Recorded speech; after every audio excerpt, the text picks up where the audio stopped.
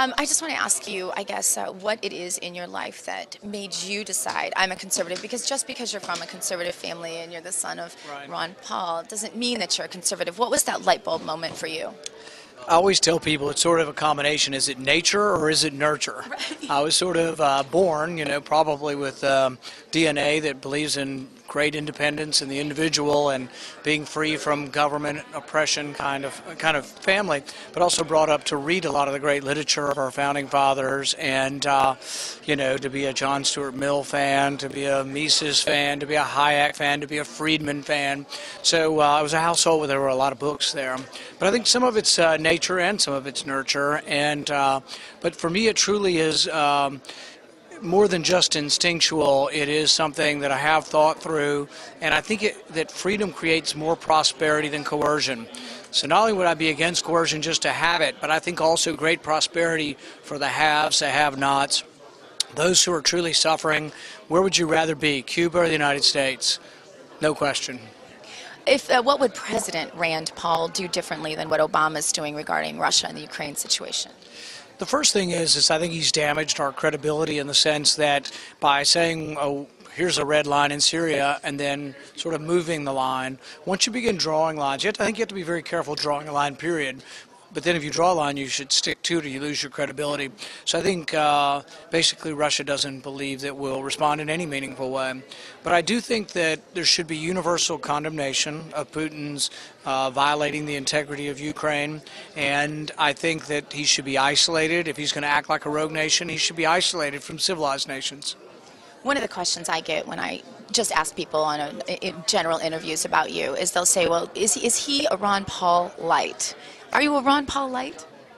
I love my dad, and I always have to be careful what I say about my dad because I want to sit at the adult table at Thanksgiving, But I try really to tell people that, I've been in the Senate 3 years. I've taken a lot of position, given thousands of speeches. I just need to be judged for who I am.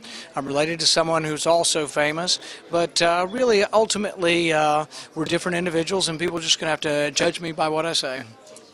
What is wrong with people that they don't understand why conservatism works, why liberty is important? I think sometimes I tell people it's the big heart, small brain syndrome.